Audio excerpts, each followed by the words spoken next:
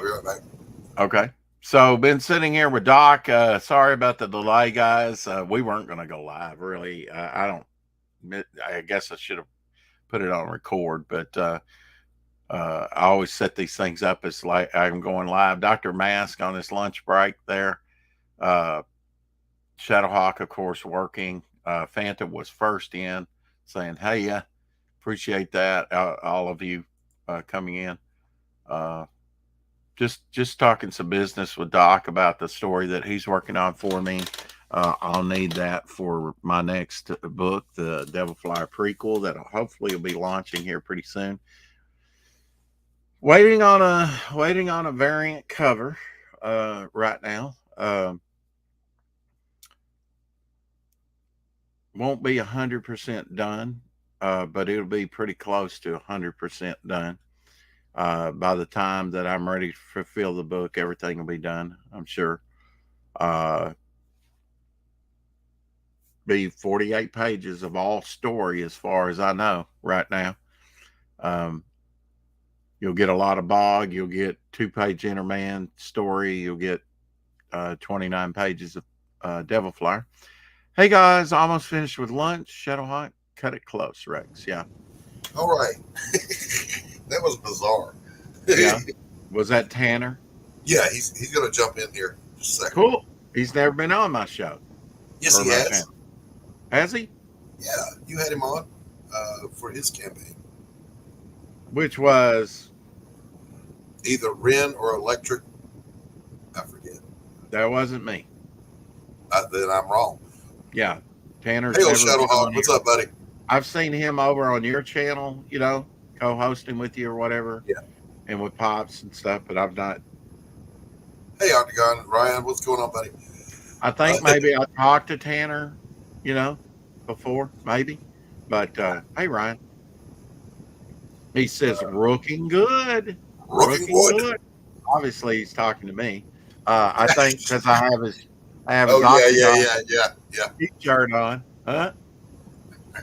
Yeah, now I just need an octagon cap to go with it. Hint, hint. Or a beanie, and it's going to start getting cold, right? Welcome to the show, Mr. Tanner Hurley. Hey, my co-host, my co-pilot, my right-hand man. What's up, Tanner? Nothing much. Hey, thanks for having me. Hey, no problem. Doc was like, "Oh yeah, you've had Tanner on before," and I'm like, "No, I've never had him on." Well, we were meeting backstage, and his chat started populating. And I'm like, "What the heck is going on?" He goes, "Well, we can just go live." I'm like, "Screw it, go live." Right? Yeah. Better wash that shirt before it walks away. Yeah, I've been wearing it several days. I slept in it. So. Little Ryan James Octagon shirt here. I got when we go off the air, Tanner, if you wanted to get with Rex about what we were talking about. Yeah. Which is basically, maybe Tanner just running my next campaign, Okay. Fund my campaign. What I'll do is I'll send both of you a copy of the contract that I have with Anthony, so you can see how it works. Yeah. That setup, and change it however you want to change it. Do whatever you want to do. A cap. Okay. Yeah. Cap, octagon cap. Absolutely. Tanner, I didn't get to tell you, man. You did a good job covering for me last week, brother. Oh, thank you. I had to miss my own show for family stuff. Family first, Always. Hey, Carrie. Hey, Carrie. Tanner, did you get lost? I'm lost. Where am I? How's your publishing going, Tanner? What you got going on in the works? Currently on Fund My Comic, I got Electric Agent of Helix, which is the follow-up to Ren. Right. And then I'm currently working on the book that is this basically the series that will be, the two girls together, which will be Double Helix. Cool. So pretty excited about that. Was that always in the works, or is that something that just kind of came about? No, it was always part of the plan. Okay. The idea was to do 2 anthologies that would kind of showcase the villains of the universe, because I wanted a rogues gallery. When I created the universe, it was like, well, I only had 2 things in mind. It was like, well, I love Saturday morning cartoons from back in the day, and I love heavy metal. And I said, and I'm somehow going to merge the two and see what happens. And as any good mad scientist will do. yeah. So I wanted that goofy rogues gallery of villains that you had from like Saturday morning cartoons. That's cool. So, Tanner, while I have you on here, since you've got an active campaign, I don't know if you got time to promote, but we'll have to have you on, on just a show by yourself and sure. talk about what you've been doing in the past few years. Say what now? I can leave. We don't want you to leave, Doc. I No, don't want to don't do leave. it now. I've got another meeting to do at some point, maybe, as you well know. So I'm busy too. I need to go mail as well. Anthony did, Tanner? What's that? Did you see Anthony's unboxing? No, I didn't actually. He unboxed Ren, and he oohed and awed over it. So. Oh man, I got to go back and watch that. He's like, one of these days that'll be Hunting Alice. He's got to get that thing out, man. It's coming. I'm told. I'm going to say this. I'm in the know on Hunting Alice because I'm helping Anthony with some breakdowns. Oh, you are? Okay. Getting close, baby. We're getting close. What a way to make you feel welcome, huh, Doc? Yes, exactly, Kerry. It's like, well, when Doc's not around, we'll talk. No, Doc's the one that set this up, Yeah, I know. Hey, Glenn Fleming. Hey, Glenn, how are you? Glenn was on with his. He's launched his book, Hatch, annotated over on From My Comic. Yep. Yeah, I saw that. I am a huge Hatch fan. I guess I'm a Glenn Fleming fan too. Yeah. Well, there you go. How can you not be? Seriously. Right. GLEN. GLEN. Glenn is an international man of mystery. How can you not love him? Yeah. Right. Yeah, he's been just about everywhere except I think he said Antarctica, Australia, and the dark continent of Africa, as they used to call it. But see, I got 2 out of those 3. Yeah. Were you Tanner? Were you ever military? Yeah, I did. I did 19 years before injuries caught up with me, and they said, "What branch of service?" I did 4 years with the Air Force, and then I didn't like it. I actually hated it. Okay. And I crossed over to the Army. And usually, this gets people because they're like, "What do you mean you didn't like the Air Force?" And I was like, "It was too soft for me. I didn't like it." Yeah. And one of the jobs that I had when I was in, I worked with the Army primarily, and I remember loving it. So it was like I was always a little too hua for the Air Force, so I crossed over to the Army. And I loved it. He left the Air Force to go to the Army, but not Marine Corps because that was a little too oorah. A little too balls to the wall. No. Actually, I've got reasons why I don't. Why it was never the Marine Corps, but good joke. Carrie wants to know how your lovely wife is, Doc. She's doing well. Thank you, Carrie, for asking. Yeah. But Tanner's son is in the Army. Yeah, he actually went Army. Okay. Yeah. He originally went in to go be a diver, but he's following in his dad's footsteps. Originally, I wanted to go Special Forces, and got hurt, and things didn't work out the way I wanted it to. And so he was going to be a diver, had a complication with it, and so now they're letting him reclass, and he's talking about going medic, and So So Army has some, like the Navy has divers. they do. They have that. It's such a small. Not like the Navy. Not like the They Navy. I don't know. They get the same badge. Same certification, I guess. Right? Same certificate. Are called SEALs. Oh, geez. Navy No. SEAls. Right. Yeah. I'm not talking about your SEAls. You guys got other divers? Well, the true story behind that, Tanner, when I was on active duty, I was looking through the Creo catalog where you can find your MOSs and whatever. Yeah. I was looking at, what can I get into that'll give me a little more adventure, a little more pay. And, I skipped over SEAL and I came across this UDT diver. Oh, that's interesting. I started reading up. I was like, yeah, that's it. So I called my detailer and he goes, oh, you want to be a SEAL? I'm like, no, I wanted this diver thing. Yeah, you're going to be a SEAL if you do that. I'm like, no, never mind.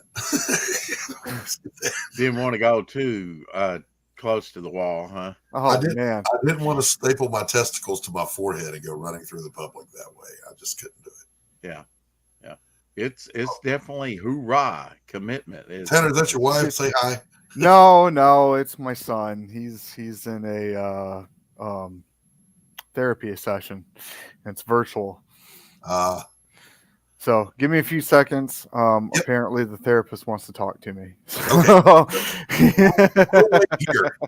Yeah. Now, Glenn, I get that reference. The Dorian Gray.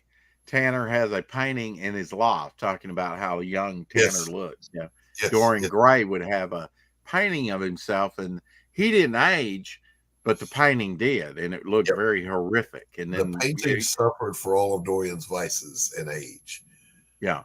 And if you ever saw it, when the painting was destroyed, right? Then Dorian died and all of a sudden aged.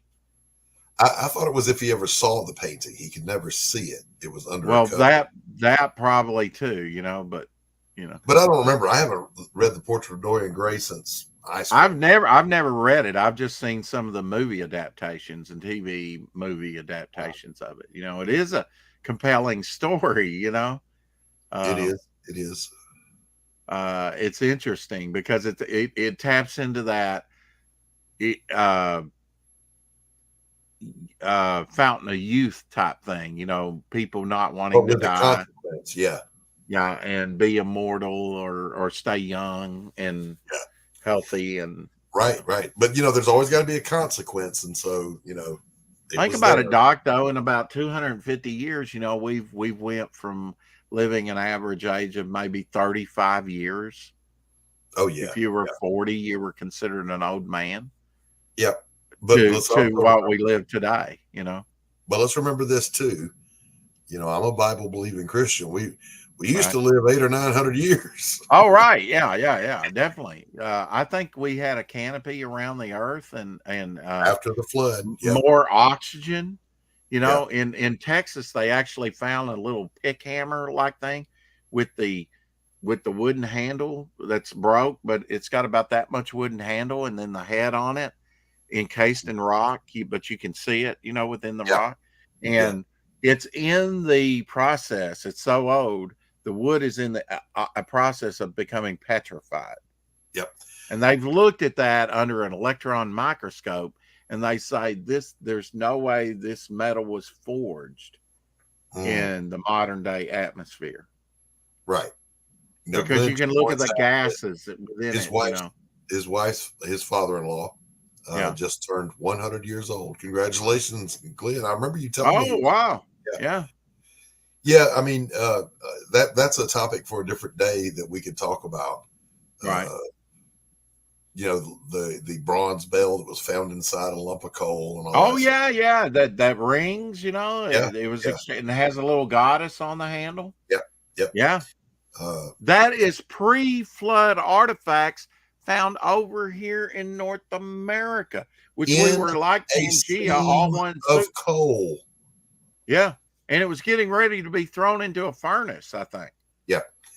So anyway, there's a lot of compelling evidence for this stuff. But even if let's say you're not a believer, right? If you wanted to just scientifically look into what would a world look like Yeah, if the Sphinx if is the pretty barometric flat. pressure were increased and the O2 sat level was higher. What would the flora and fauna look like? Well, if you've ever seen a hyperbaric grow chamber for Yeah. tomatoes, vegetables, you get tomatoes the size of pumpkins. Yeah. You get pumpkins the size of cars. Yeah. You know. Well, I mean, if you look at the fossil record, you had as big as a car, length of a car or more centipedes when the oxygen was, I mean, things grew enormous during that time. Right. You know, and you look at Antarctica, which broke away and then went southward, right? It used to be tropical. The fossil record is tropical. Yeah, there's so much stuff to talk about that's interesting. Yeah. But what I like is the stuff that we can oxygen should be banned. That we can test today. They're trying that. They're trying if you replicate the conditions right of the pre-flood Earth, right, get these amazing growth spurts out of vegetation. You can only imagine what it was like for fauna that was raised, born. You got to wonder if Adam was a giant. You know, again, I'm a Christian. I believe. Yeah. But if you're not a Christian, just wrap your brain around this. First of all, Adam was the smartest man that ever lived. He spoke every language on earth. There was only one, but he spoke it. See, that's yeah. But if he lived all to that be, without a belly button, if he lived to be that 800 years old, you know, think about how many generations of children he would have had. Think about how strong and how he lived almost up to the time of Noah, which was 10 generations away. Right. You know, he knew Methuselah. Right. You know, many people. Hello, Tanner. Welcome back. Everything good?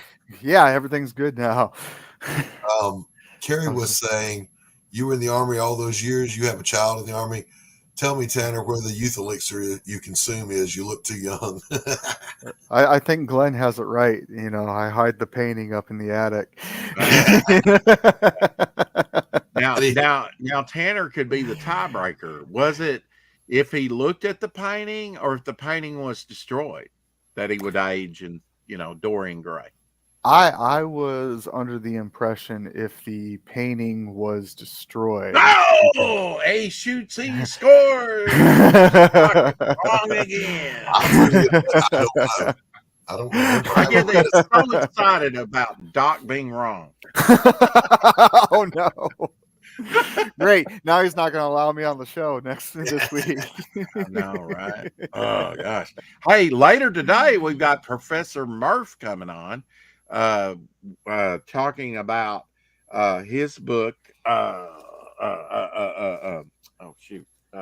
a blank. War Party.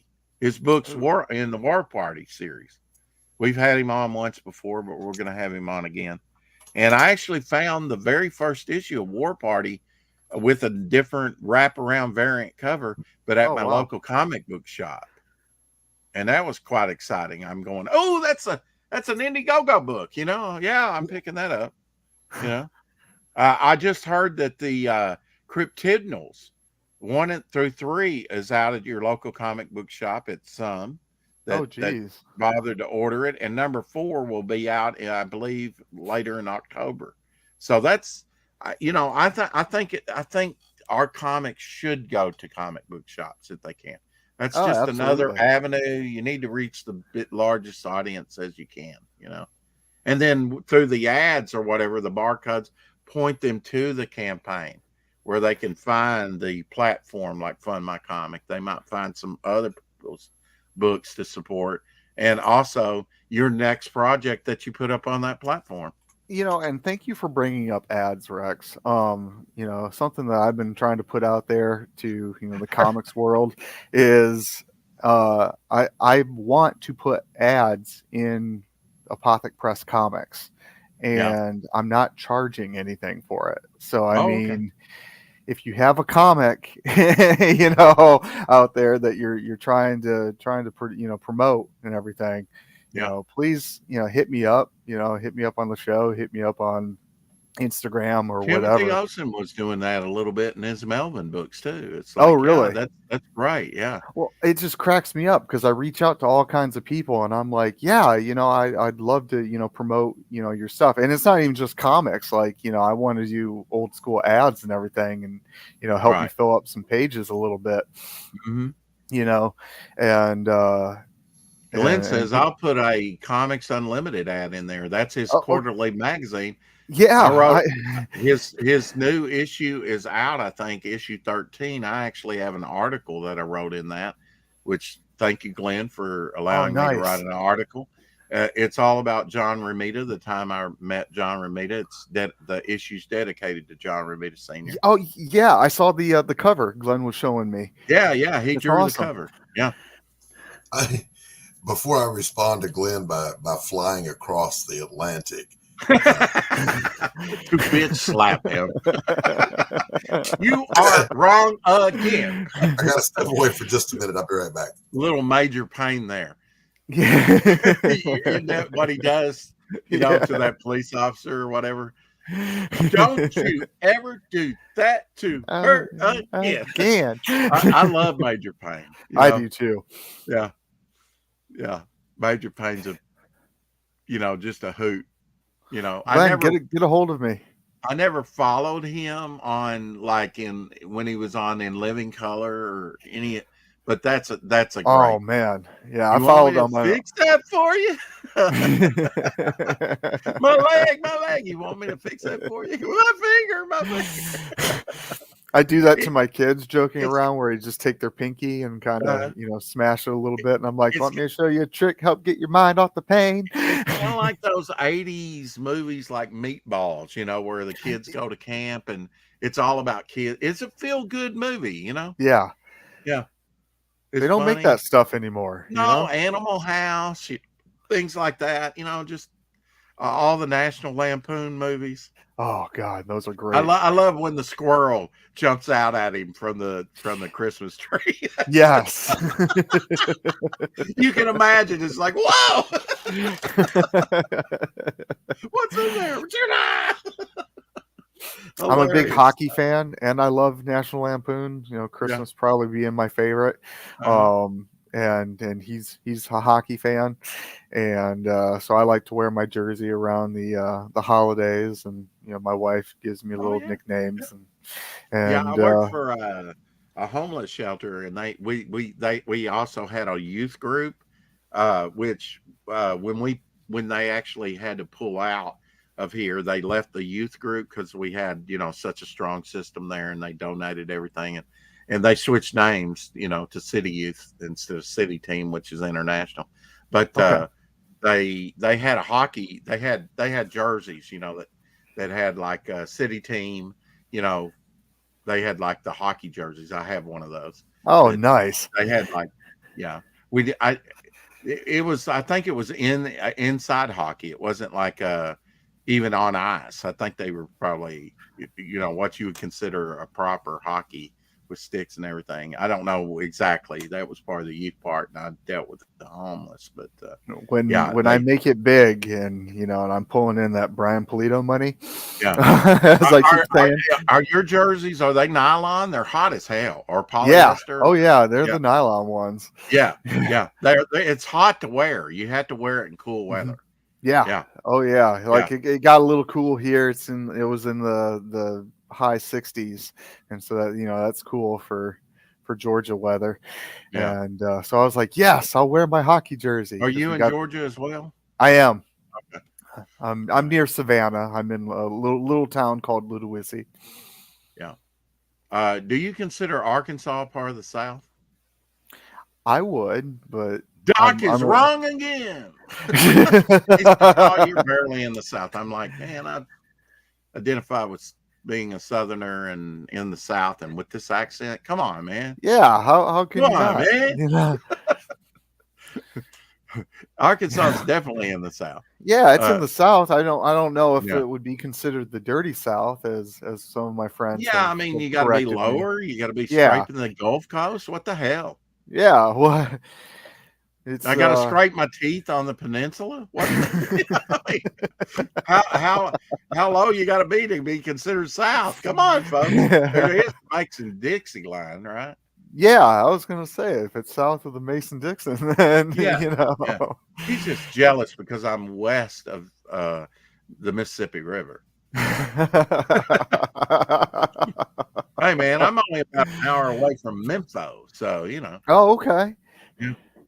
Yeah. Johnny Cash was born like 45 minutes away from here.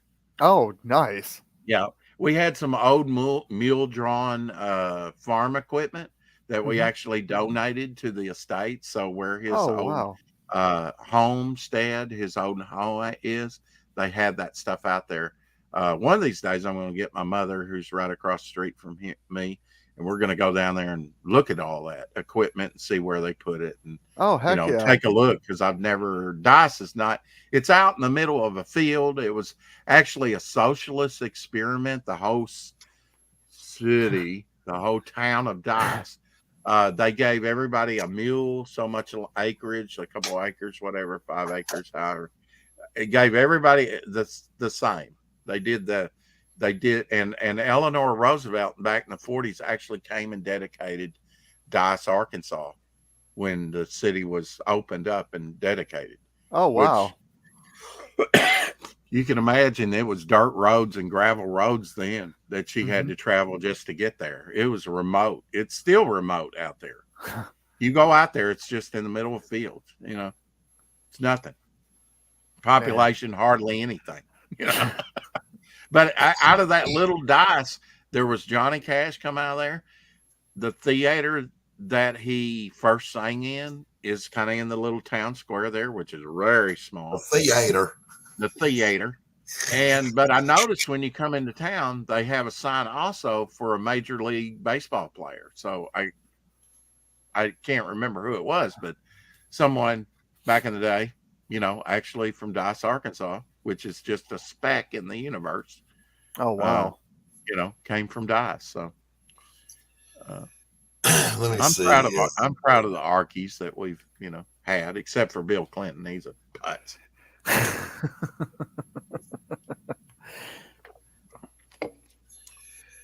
Tanner's too young to probably know some of the names I throw out there. So he would know MacArthur, of course, General MacArthur. I know MacArthur. Yeah, he was an Arkie, you know. Had that corncob pipe, you know. Yeah. Oh, yeah. Yeah. I'd surprise you, you know. Well, you would know, of course, the Man in Black, Johnny Cash, Glenn Campbell. You would know. I don't know about Alan Ladd, the actor that played Shane. Yeah. Shane, I've seen that. Come back. My mother wants to fornicate with you.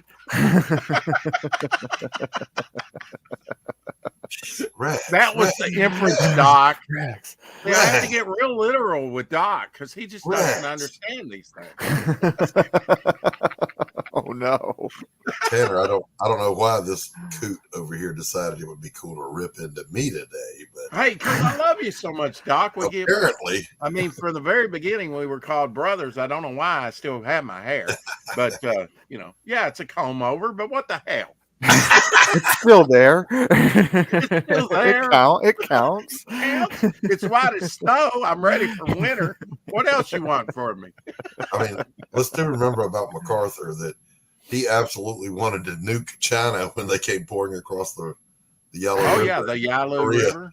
Yeah. He wanted to nuke them. Nuke them. Well, sure, he's in Japan. He never left Japan. He never stepped foot in Korea. I mean, he was telling he was telling Eisenhower, just nuke them. Nuke them. Yeah. I was like, you're fired, man. You're crazy. Yeah. Get Ridgeland. There's a lot of people that don't like MacArthur because he left his men in, you know, Corregidor and all that, you know, left his in the Philippines and said, I will return, you know, I'll be back, yeah, famously.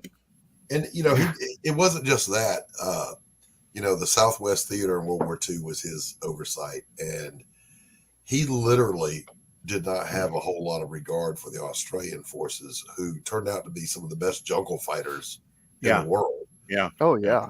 Papua New Guinea campaigns that they fought, man, they made the the Japanese horrified of how good they were at fighting in the jungle. Well, you know, well, I mean, they knew the terrain. You know, if they're fighting for home, right? It's their backyard, yeah. Yeah, it's their backyard. It's like if you come, you know, if you want to go over there and do something in your backyard, that's one thing. But you come into my backyard and squat and try and do something, But and then we've got MacArthur a didn't have problem. a whole lot of regard for them, apparently. Sure. Yeah. Yeah. and it showed in some of his strategic moves that he made. But over time, Yeah. fortunately, he came around. He's like, damn, these guys can fight. And they were fighting with very little equipment. You know, they weren't supplied very well at all. You know, And again, that was a MacArthur thing. You know, he was making sure the American troops under his command, they were getting all the good gear and all this stuff. And Glenn says my dad was in Burma and India after the war. He said the Aussies were the best, always did what they said they would. Yeah. Yeah. I worked with them when I was in Iraq, and love them. Yeah. Tough fighters, man. Tough fighters. I would go into battle alongside those guys any day of the week. As a matter of fact, I would go into battle behind those guys at my age. Like, y'all go whoop their ass. I'll stay back. I'll go behind. Yeah. I'll lead from I'll stay behind. back here. I'm old. Yeah. I got you. They wouldn't even, you know, wars really changed like World War II. They were taking some older guys, you know, as well as some very young guys, but they were taking older guys. Military won't do that anymore. No. But I think it's interesting. MacArthur in World War I met the future prime minister of the UK on the battlefield. Oh, wow. Churchill.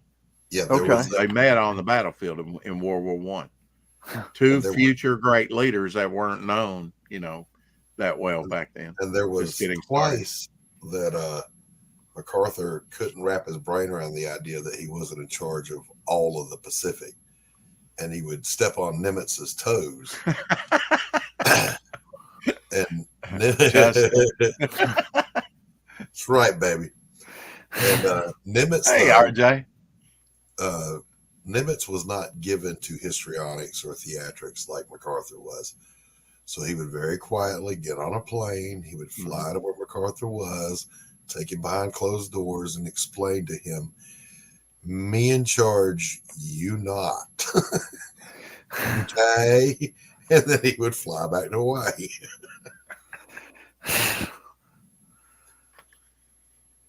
Well, thank both of you for your service, you in the Navy and you in the Army and Air Force.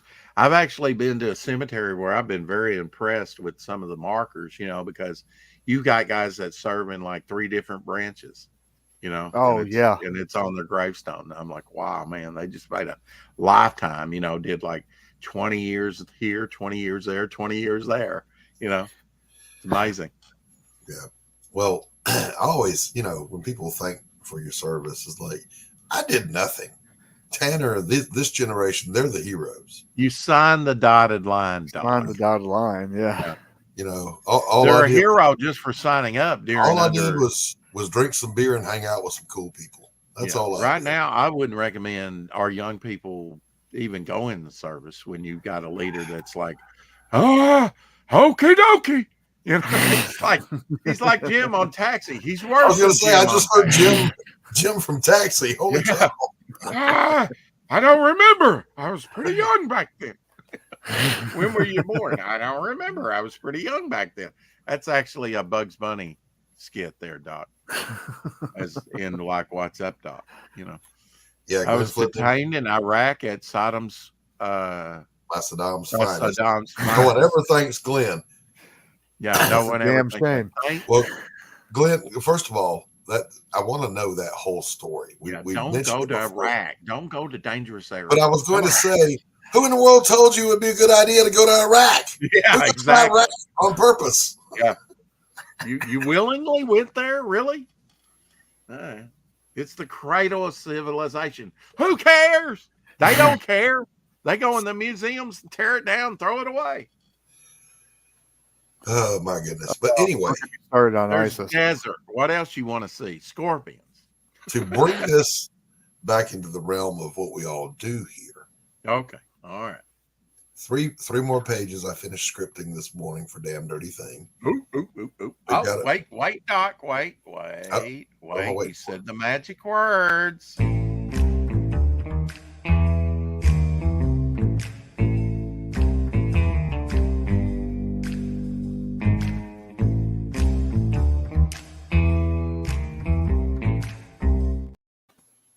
You don't get to see the whole trailer. I play it every day for Doc, whether he knows it or not. Well, just about every other day. Well, every once a week. I don't know. I play it occasionally. I've heard of it. I hope Doc knows I play it a lot. It's one of 3 videos I have actually downloaded that runs smoothly. So, he did himself a real favor and service when he showed me how to do that. Yeah. Now, Pariah, on the other hand, we've gotten back all of the proofreads. We got to make a couple of tweaks. Yeah, we're going to print this week. You and Anthony tweaked the hell out of everything you've ever worked on. It's like that's all I hear is we're tweaking. Rex, you got to fix the boo boos. I got what boo boos? Like you sent it to me, and I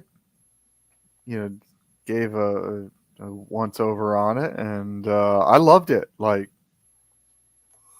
yep, there were 2 or 3, and literally, I mean, 1, 2, 3 little things that needed to be fixed. One was a spelling, and there's something slipped through the cracks. Yeah. Well, we forgot a caption box in one panel where there was a time jump.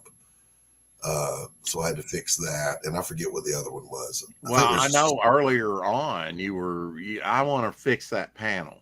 Yeah. Oh yeah. Yeah, and if I could, I'd go back and redraw the whole thing right now. Yeah, you can't get caught up in that, or else the book because you're leveling up. You'll never get anything out. You'll never finish if you do that. Now there was a bayonet or a knife. What's behind you there, Tanner? What? Oh, other way. Yeah, there we go. It's a dagger with my family crest on it. Okay. It was a birthday present from a friend. Oh, cool. Yeah. There was one panel that I had to draw a replacement for. And when I say had to, I mean, I don't know what kind of drugs I was taking when I drew the original that I needed to do the replacement for, but holy cow, it was terrible. And at first Anthony tried to fight me, but he was like, yeah, no, this is not your best work. Let's redo that one. So I redid it. And basically it's a panel where the two mafia guys actually see the golem for the first time, and they're having a what the fuck is that moment, Yeah.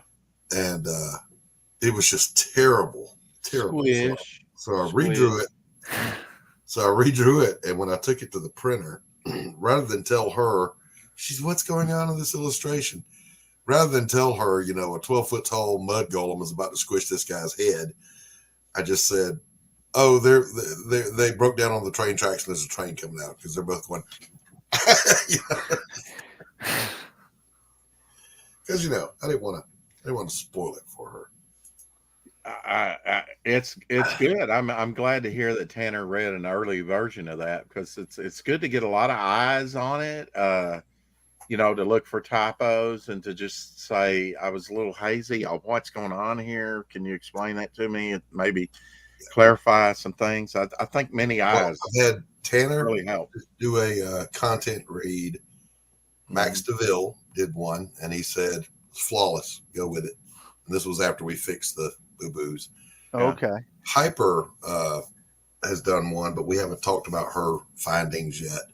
Yeah. And that's the last thing we're waiting on. And then a Tanner.